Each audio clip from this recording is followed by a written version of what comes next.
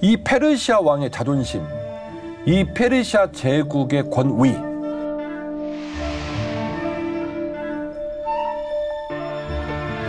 아니 뭐 후궁도 아니고 왕인데 가면 가는 거지.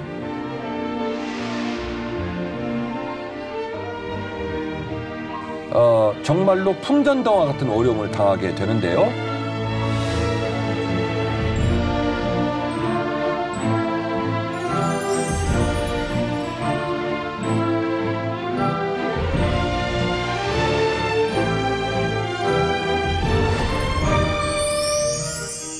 주인 씨 잘 지내셨죠? 네, 목사님. 우리가 지난주, 저지난주 부활, 누가 그런 걸 믿겠습니까? 라고 하는 주제로 2주간 예수님의 고난, 예수님의 돌아가심, 예수님의 부활을 나누었고요. 사실은 우리 믿음의 사람들이 잘 안다고 생각하지만 그냥 띄어서 알고 있고 대충 알고 있었던 예수님의 고난과 부활 얘기를 함께 나누면서 저도 되게 은혜를 받았어요. 주인 씨도 그랬죠? 그럼요. 일주일 동안 그거 묵상하셨어요? 네. 잘하셨습니다. 말씀을 다시 한번 읽어봤습니다. 아유, 고맙습니다. 우리 덕이피가 지금 100회차를 앞두고 있다 보니까 창세기부터 지금 요한계시록은 제가 아직 그 컨텐츠를 만들지를 못했는데 거의 만들어 놓긴 했어요. 다행이에요. 할까 말까 고민 중인데 어쨌든 꼭 해주세요. 예, 거의 완주를 하고 있는 와중이기 때문에 이제는 중간중간에 중요한 주제들을 놓친 것들을 백업을 좀 하려고 해요. 그래서 오늘 중요한 인물이 나오게 되는데요. 주인 씨 이제 그 인물의 역사적 배경 그리고 그 인물이 당했던 압박감들을 이해하기 위해서 제가 오늘 역사 얘기를 좀 하려고 합니다.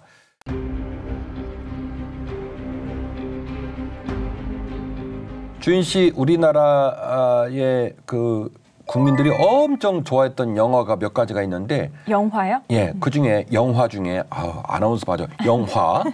영화 중에 그 스파르타 300 영화 기억나죠? 네, 그럼요. 온 국민이 열광했던 영화죠. 그 남자들 키 커가지고 이렇게 막 갑바 막 나오고 방패 들고 참 들고 이렇게 갑바 가슴 근육 나오고.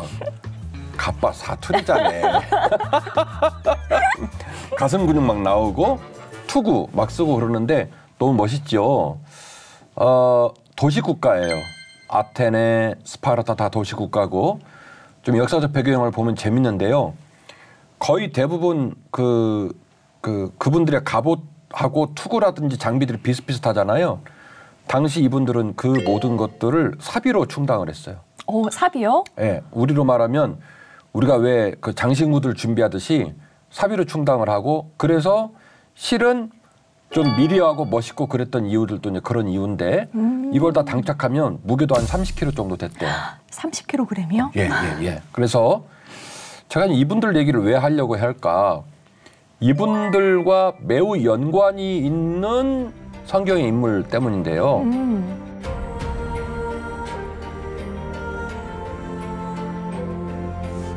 이스라엘을 중심으로 동북쪽에 소위 메소포타미아 문명, 이집트 문명, 그 이후에 우리가 알고 있는 아수르, 메데, 페르시아, 나중에 이제 헬라 제국이 오기까지 그런 흐름들이 있고 서북쪽에는 이제 그리스 문명, 로마 이렇게 쭉 있잖아요. 네. 문명이 그렇게 있고 참 이스라엘이 어려운 위치에 있었어.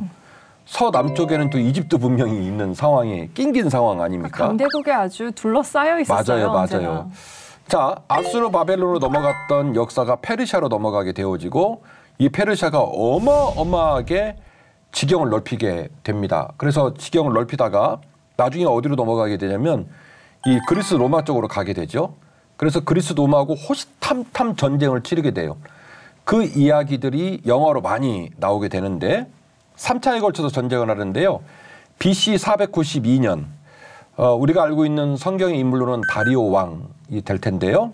다레이오스, 페르시아의 다레이오스가 전쟁을 치르러 나갔다가 몬스터 태풍을 만나가지고 1327적 중에 400여 척이 침몰을 당해가지고 그게 무위로 돌아가는 일이 벌어지게 됩니다. 그리고 2차 전쟁은 BC 490년경에 일어난 일인데 역시 다리우스 왕이 그리스 도시국가 연합 밀리아테스를 상대로 이제 전쟁을 치르게 되는데 그 유명한 마라톤 전쟁이 이 전쟁이에요. 마라톤 전쟁. 이 페르시아 군대는 2만 5천 명, 보병 2만 5천 명, 5천 명 기병 3단 노선 200척, 수송선 400척, 수병 4만 명, 그야말로 어마어마한 네. 규모를 가지고 전쟁을 나갔고 그리스 아테네 군대는 9천 명 보병, 용병 600명, 기병과 함대는 없었대요. 그러니까 이 말도 안 되는 병력 차이가 엄청나게 나는데요. 수적 열세를 가지고 이제 전쟁을 치르는데 이 밀리아테스가 이끈 이 전투 장소 마라톤 때문에 이 전쟁이 져요. 맞아요. 이 마라톤에서 이제 시청자들에게는 그림이 나가겠지만 한번 봐주실래요? 이렇게 생겼어요. 네. 저 뒤에 앞에 보이는 빨간색하고 뒤에 쌓이는 모습들 이렇게 보시면 될 텐데 네. 이 전쟁을 이른바 양익 포유 전술 대형이라고 얘기를 하는데 앞쪽은 바다고 뒤쪽은 삼면으로 산이 있는 지형이고 그 지형의 협곡적으로 이 대군들을 끌고 들어와가지고 앞쪽에는 병사들을 비교적 그 얇게 배치를 시키고 양쪽에 두껍게 배치를 해가지고 싸버린 거예요. 싸가지고 이제 전쟁사에 따르면 페르시아 그 군인들이 장궁이 많았대요. 장궁. 멀리 쏘는 활.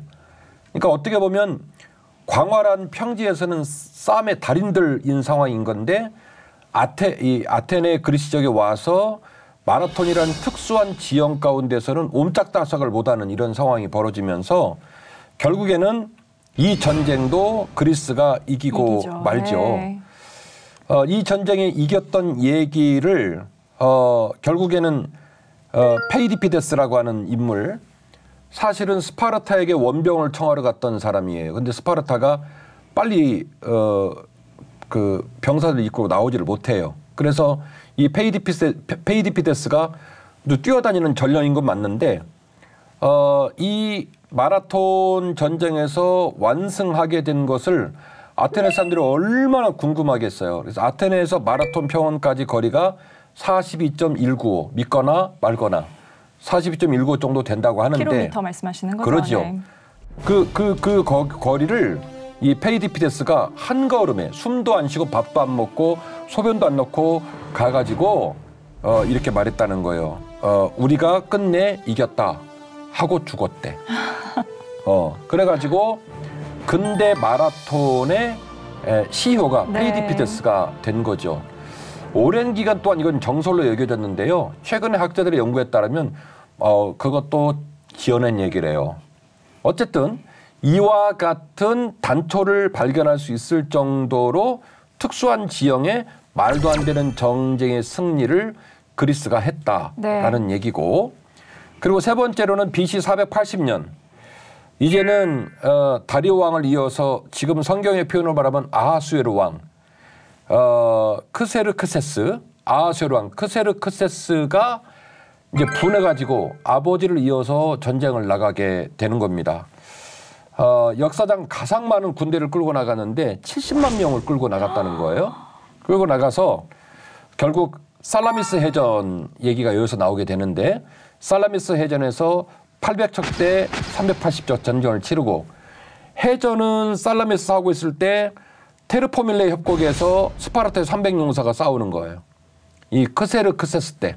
그래서 이때 왕이 레오니다스라는 왕인데, 레오니다스가 300용사와 함께 장렬하게 죽죠. 거기서 300명이 결국에는 테르포밀레의 협곡을 꽉 틀어막고 전쟁의 속도를 늦춘 거예요. 전쟁의 속도를 늦추고, 그리고 살라미스는 살라미스들이 해전을 하면서 이 상황이 결국 완성으로 가지 못하는 이런 어려운 일들이 벌어지게 되죠. 그러니까 숨도 안 쉬고 지금 우리나라 얘기도 아닌 얘기를 공부해서 얘기를 했는데 그러니까 이 정도가 되면 네. 크세르크세스는 기분이 좋겠어요? 약 오르겠어요? 약 오르죠. 약이 바짝바짝 오르겠죠. 우리가 얼마나 큰 땅인데 얘네 왜 이렇게 안 되지? 왜 이렇게 됐을 거예요. 얼마나 큰 땅인지를 주인 씨에게 보여줄 텐데 깜짝 놀라는 표정을 져주세요. 네. 그리고 이제 영상 자료가 나오면 시청자들도 놀랄 텐데 페르시아 제국의 현대 버전을 얘기한 거예요. 와. 그야말로 그리스땅과는 비교가 안 되네요. 네. 비교 자체가 안 되는 거예요. 오른쪽으로는 인도 땅 접경까지. 파키스탄까지 네 보이네요. 예. 그리고 왼쪽으로는 지금 저 이스라엘은 보이지도 않아. 이스라엘은 맞아요. 보이지도 않고 이집트까지. 네. 그리고 터키. 불가리아. 그리고 터키 앞에 불가리아. 이 지역까지 다 페르시아가 먹은 거예요. 그러니까 지금 제가 얘기하려고 하는 건 뭐냐면 이 페르시아 왕의 자존심, 이 페르시아 제국의 권위, 이 페르시아 제국에서 속한 사람의 이 고압적 상황에 놓여지는 두려움, 이 규모를 시청자들에게 보여드리려고 지금 제가 이 얘기를 한 거예요.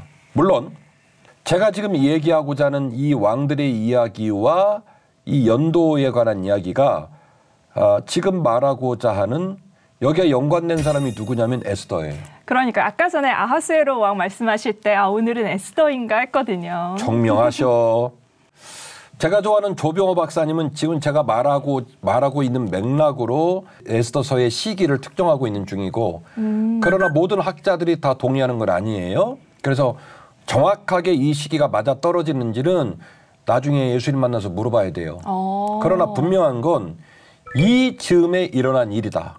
그러니까 지금 제가 오늘 마련할 원고의 시점으로는 결국 크세르크세스 왕이 전쟁을 나가는 시기 앞뒤 어간에 일어난 일이에요.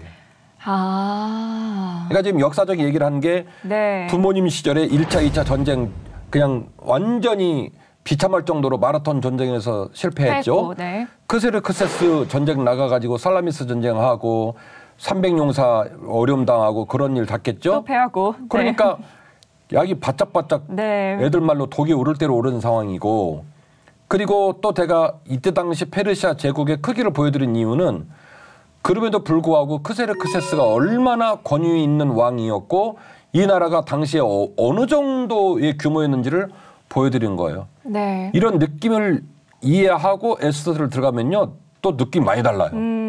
예. 이 에스더 모르드게 이분들이 어느 정도의 압박감을 견디고 있었구나 느낌이 빡 오죠. 그러니까요. 방금 이 앞부분만 말씀해 주셨는데도 생각해 보니까 이래서 왕비를 처형할 수밖에 없었구나라는 생각이 들어요. 네. 가뜩이나 자존심이 상했는데 왕비까지 그러니까 얼마나 열이 바짝 올랐겠어요. 나 이야기꾼으로 항상 재미를 느껴. 그러니까 어쨌든 제가 지금 말씀드리는 거는 에스더서를 이해하고 읽어감에 있어서 역사적 배경을 알면 에스더서에 담겨져 있는 인물들의 절절함, 그들의 역학적 관계의 압박감들을 우리가 조금 더 현실적으로 느낄 수 있지 않냐라는 차원에서 살라미스 전쟁이라든지 300용사라든지 이런 상황을 네. 말씀을 드린 거예요. 어쨌든 정확하게 특정할 수 있느냐는 부분에 대해서는 여지를 남겨야 된다. 그러나 시기적으로 그 시기와 맞물려 돌아가고 있다는 건 분명한 사실이에요. 그래서 결국 지금 이제 우리 조병호 박사님 기준으로 따진다면은 크세르크세스의 전쟁의 앞뒤 어간에 일어난 일이다라는 배경을 가지고 들어가 볼 거예요. 그리고 또 우리 시청자들 중에 고대사를 연구한 분들은 그거를 누가 특정하냐 이렇게까지 말씀하실 일이 아닌 건 정확하게 특정하지 않겠습니다. 그 어간에 일어난 일이다라는 정도에서 얘기를 하겠습니다.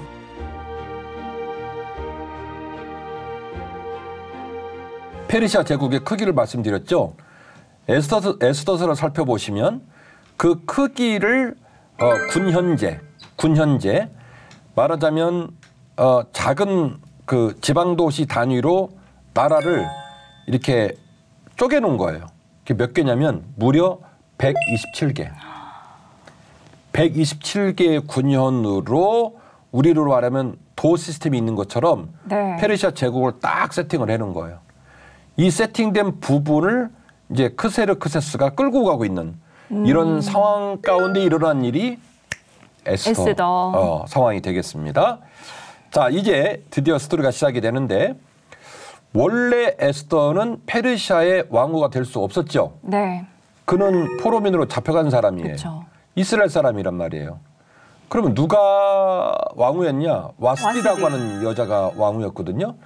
근데 나중에 우리 그 주인씨랑 천국 가면 한번 물어봐야 돼. 이분 왜 이랬냐고 이게 물어봐야 되는데 지금 제가 말씀드리는 거예요. 당시 다리오가 됐던 크세르크세스가 됐던 기분이 좋았다 안 좋았다? 안 좋았다. 마음이 불편한 점이 많았다. 스트레스 많이 받고 있었다. 뭐 이런 얘기예요. 그 어간에 일어난 일이에요. 아버지 다리오스의 그 패전들을 서력하기 위해서 막 칼을 갈고 전쟁을 준비하는 단계에 일어나는 것으로 예상을 하고 있는 중인데 예측을 하고 있는 중인데 이런 일이 일어난 거죠.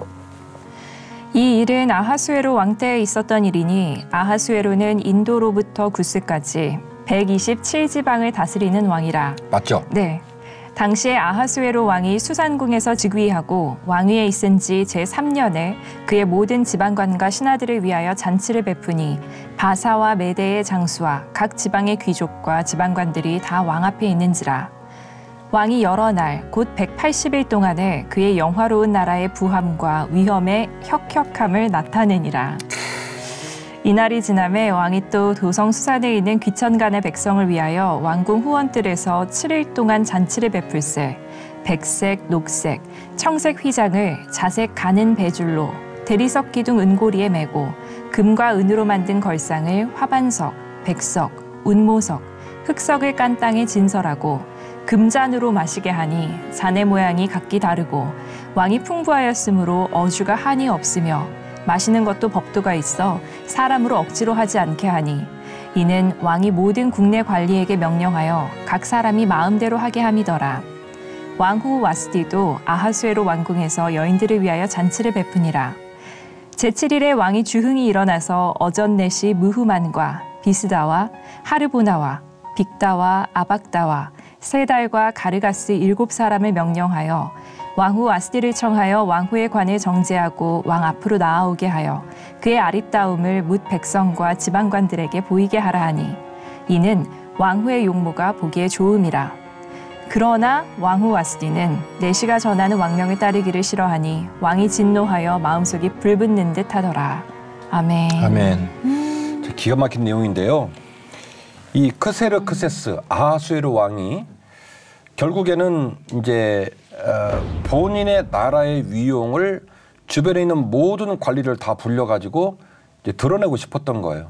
나 충분히 전쟁도 이길 수 있고 나 충분히 이 시대의 주인공이 될 수 있는 사람이야. 이거를 보여주고 싶은 거예요. 그래서 180일, 7일 막 연거퍼서 잔치를 벌려놓고 있고 그 와중에 와스디도 나름대로 후원들에서 또 잔치를 벌이면서 일이 진행이 됩니다. 그런데 지금 읽으신 내용을 보면 잔도 같은 잔으로 마시지 않았다는 거예요. 그러니까요. 전부 그러니까 엄청 화려해요. 돈으로 너무 낭비를 한다고 여겨질 정도로 잔도 같은 잔을 쓰지 않고 그리고 바닥, 걸상 모든 부분에 장신구를 깔고 그래서 위용을 드러내는 거예요. 그리고 그 위용을 드러내는 것에 마지막 끝판왕이 누구냐면 와스디를 이제 보여주는 거예요. 왜? 너무너무 예쁘고 왕에게 자랑스러운 부인이었다는 네. 거예요. 그래가지고 와스디를 부릅니다. 그랬는데 어떻게 된 일인지 와스디가 반응을 안 하고 그러니까요. 재차 불러러 가도 끝까지 안 와버립니다. 왜 안 왔을까요? 그게 궁금합니다. 그것이 알고 싶다. 이래가지고 와스디가 폐위를 당하는 이제 기가 막힌 일이 벌어지게 되죠.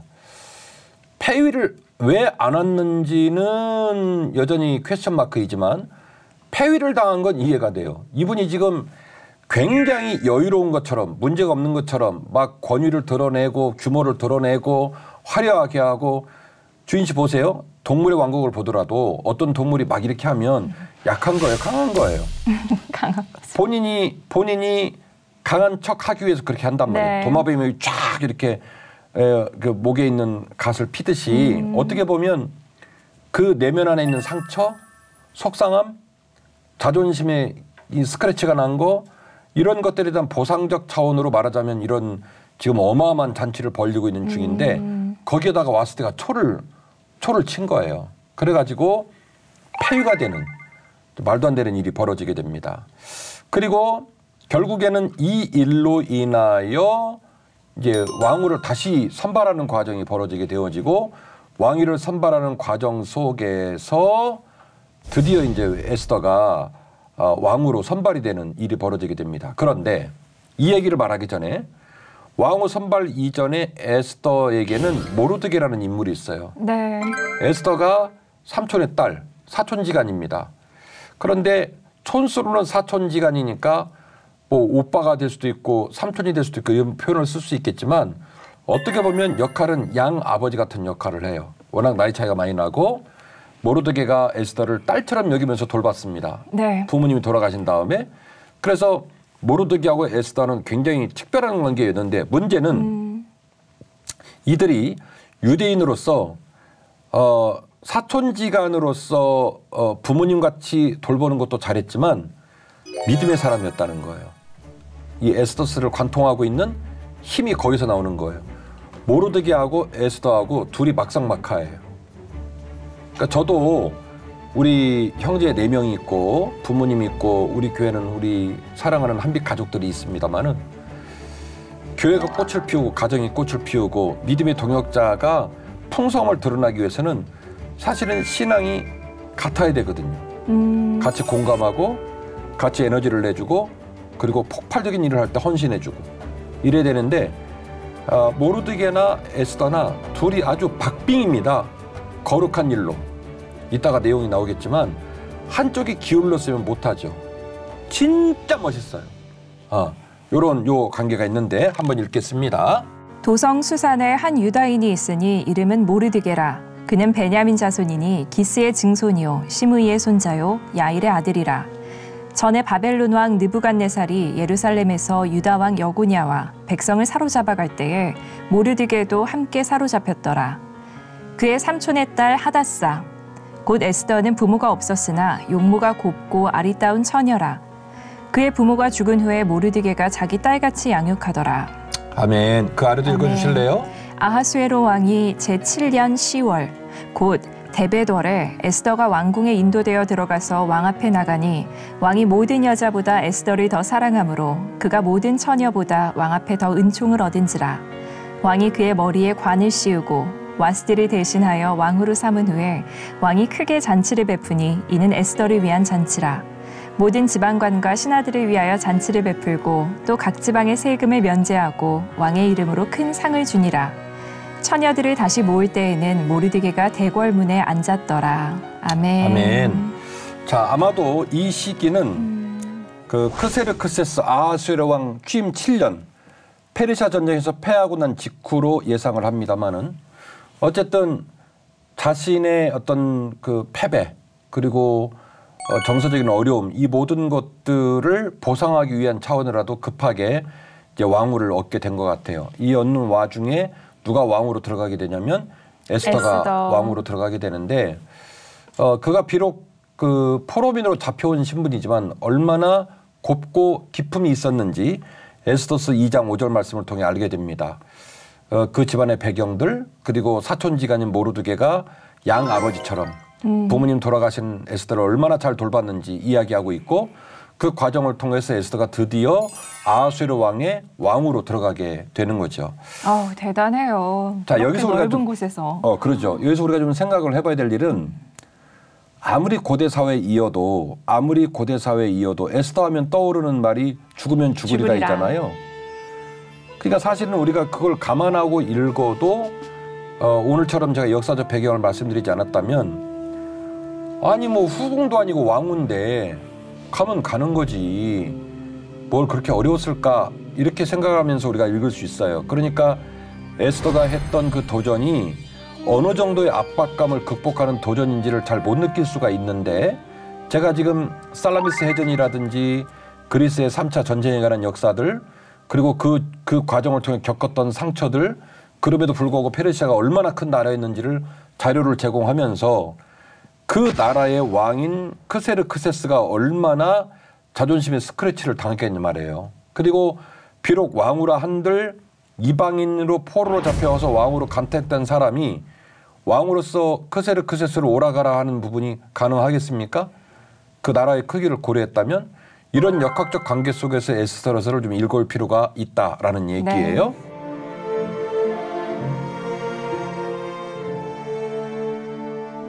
이런 와중에 모르드게나 에스더를 엄청 오늘은 주인 씨가 읽어줄 부분이 좀 많아요. 좋습니다. 이해하세요? 네.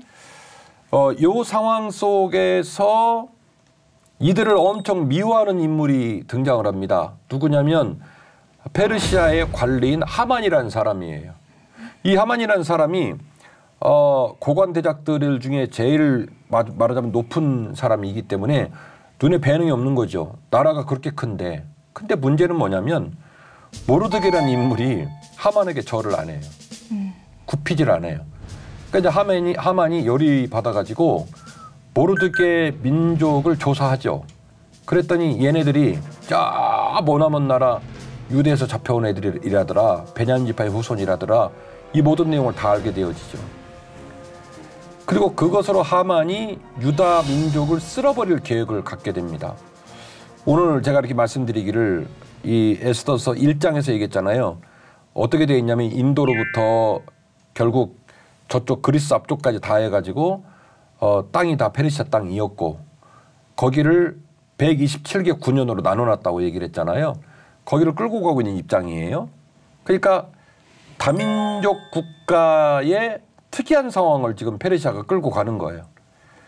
언어가 다르고 각 군현에 있는 지도자가 다르고 그래서 나중에 로마도 그렇게 했지만 결국에는 정치적으로 통제하면서 세금을 걷어내면서 군현을 끌고 가는 방향으로 가다 보니까 다민족 시스템이라고 하는 특수한 상황에 놓여 있는데 이 군현제 속에 있는 모르드게나 에스더를 죽이기 위해서 하만이 계략을 꾸미게 되는 거죠. 이 계략으로 유대 민족들은 아주 절치부심에 정말로 풍전등화 같은 어려움을 당하게 되는데요. 하만이 아하수에로 왕에게 아뢰되 한 민족이 왕의 나라 각 지방 백성 중에 흩어져 거하는데 그 법률이 만민의 것과 달라서 왕의 법률을 지키지 아니하오니 용납하는 것이 왕에게 무익하니이다. 왕이 옳게 여기시거든 조서를 내려 그들을 진멸하소서. 내가 은 1만 달란트를 왕의 일을 맡은 자의 손에 맡겨 왕의 금고에 드리리이다 하니 왕이 반지를 손에서 빼어 유다인의 대적 곧 아각 사람 함므다다의 아들 하만에게 주며 이르되 그 은을 내게 주고 그 백성도 그리하노니 너의 소견에 좋을 대로 행하라 하더라. 첫째 달 13일에 왕의 서기관이 소집되어 하만의 명령을 따라 왕의 대신과 각 지방의 관리와 각 민족의 관원에게 아하수에로 왕의 이름으로 조서를 쓰되 곧 각 지방의 문자와 각 민족의 언어로 쓰고 왕의 반지로 인치니라. 예. 자, 지금 중요한 내용을 읽으셨는데 왕이 조서를 만들어서 공문서를 만들어서 말하자면 등기 우편으로 좀 뿌리는 상황인 건데 네. 나라가 너무 크니까 언어가 다르고 네.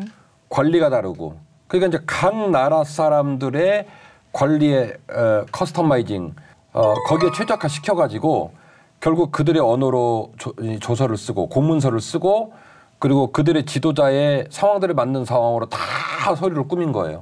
지독하게도 철저하네요. 지독하죠. 그러니까 이 일을 할 수 있도록 하만이 뭐라고 말하냐면 돈이 많이 들어가니까 은 1만 달란트를 은 1만 개를 내가 경비로 대겠습니다. 대단한 인간이에요. 그래서 사실은 경비를 다 대고 그리고 왕한테는 이 조서에 도장 찍을 거 그거잖아요. 네, 이거 달라는 거예요. 이거 달라는 거. 그래서 왕이 줘요. 그래서 도장을 찍어가지고 결국 127개 군현에 쫙 뿌리는 겁니다. 일이 터졌어요. 네. 이렇게 뿌려서 진행이 되게 되는데 그 진행된 내용을 한번 더 이어서 보겠습니다. 네. 13절. 이에 그 조서를 역졸에게 맡겨 왕의 각 지방에 보내니 12째 달 곧 아달월 13일 하루 동안에 모든 유다인을 젊은이 늙은이 어린이 여인들을 막론하고 죽이고 도륙하고 진멸하고 또 그 재산을 탈취하라 하였고 이 명령을 각 지방에 전하기 위하여 조서의 초본을 모든 민족에게 선포하며 그 날을 위하여 준비하게 하라 하였더라. 역졸이 왕의 명령을 받들어 급히 나가매 그 조서가 도성 수산에도 반포되니 왕은 하만과 함께 앉아 마시되 수산성은 어지럽더라. 예, 아멘. 기가 막힌 내용인데요. 지금 왕후 에스더가 자기가 죽이라고 명령한 유다인들을 몰라요. 네. 까마득하게 모르고 하만의 괴괴에 이제 넘어가 가지고 그 조서에 찍을 왕의 반지를 내줘 버립니다. 도장 찍었고요. 그리고 그 내용이 하만이 아주 잔꾀를 부려서 만든 내용은 너무나 잔인한 내용이에요. 어린아이, 부녀자들, 노인 다 죽여라. 그들의 가진 모든 소유 빼앗아라. 근데 이 이야기가 결국 수상궁에 있는 수사 지역만 그런 게 아니라 127개 군현에 있는 모든 유다인들을 그렇게 하라는 거예요. 그러니까 사실은 한날 하루아침에 모든 유다인은 죽게 생긴 거예요. 이 하만의 계획 때문에. 결국에는 그 어마어마한 127개 군현에 있는 모든 유다인을 한날 한시에 다 죽이게 된 상황이 된 거죠. 아달월 13일은요, 유대 정교력으로는 12월 달인데 지금 우리나라 달력으로 말하면 2월이나 3월 정도 해당됩니다. 이 아달월 13일에 이 하루 동안 모든 유다인 젊은이들 다 죽이라는 거예요. 그러니까 죽일 날짜가 정해진 상황인 거죠. 동시에 죽여버리라는 거예요. 이 이야기가 지금 드디어 파바를 통해 우리로 말하면 등교편 해가지고 우편배달부들이 지금 127개 군현으로 다 들고 떠나는 거예요. 이걸 염두에 두고 읽어야 돼요. 네. 그렇게 떠나게 됩니다. 주인 씨 물어볼게요. 급해요, 급해요?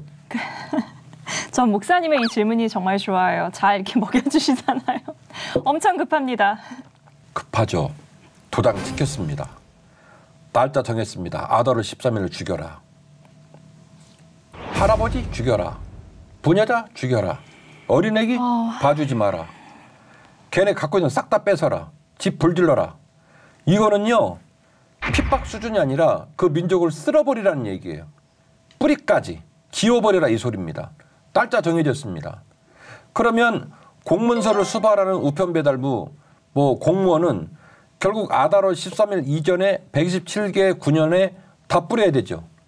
그러니까 이 양반들도 지금 부지런하게 움직이는 거예요. 이미 출발을 했어요. 그러니까 통제를 할 수가 없는 거예요. 화살이 활시위를 떠난 상황인 거예요. 출발을 했으니까. 그러니까 이제 수상궁은 이미 이 얘기가 알려졌고 바로 거기니까. 그래서 하만하고 왕은 이제 어떻게든지 보고 좋아하는 상황인데 수상궁은 어지럽다는 거죠. 막 이제 흉흉한 소식들이 막 돌기 시작하니까 아달월 13일 날 모든 유대인을 다 죽인다더라. 이런 상황이 벌어진 거죠. 우리가 알고 있는 그 말이 죽으면 죽으리란 말이 얼마나 어려운 말인지를 설명하려고 제가 이렇게 뜸을 들이는 거예요. 다시요. 급해요, 급해요. 엄청 급합니다. 엄청 급해요. 우리가 이 에스더서를 읽고 알고 있는 내용에서 들어가 보면 굉장히 느낌이 좀 달라요. 이거는 발등에 불 떨어지고 목에 칼이 들어온 상황인 거예요. 127개 군현 중에 도시국가에 있는 수도 지역에 있는 사람을 죽이는 상황이 아니에요. 수상궁을 비롯한 수사 지역에 있는 사람을 죽이는 게 아니에요.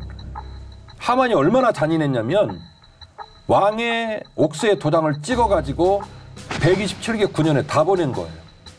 파바를 띄워가지고 다 보낸 거예요. 아, 진짜 잔인하다. 그러니까 아니 말하다 또 열받네. 수상궁을 비롯한 수사 지역 말고 거의 인도 지역, 그리스 앞에 코앞까지 이집트 모든 지역에 있는 사람들은 어떻게 보면 하루 이틀 가서 만날 수도 있는 사람들도 아니고 얼굴도 모르는 사람들인데 이 하만이 얼마나 잔인했냐면 왕의 조서에다가 왕의 인장을 찍어가지고 파바를 다 보낸 거니까. 그러니까 아까 지도를 봐서 그런지 더 잔인하고 더 잔혹하게 느껴져요. 네. 더 화나고. 네. 그러니까 지금 이제 어떻게 보면 막 총각을 다투는 초시기가 돌아가고 있는 와중에 도착하고 고문서 다 들어가고 나면 아달월 13일 날 동시에 그 모든 127개 지역에 있는 군현에서 유다인 다 죽이는 거예요.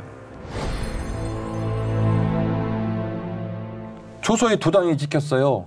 이미 공무원이 떠났어요.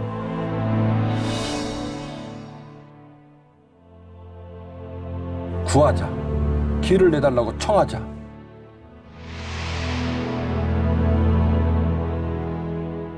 말도 안 되는 소리예요.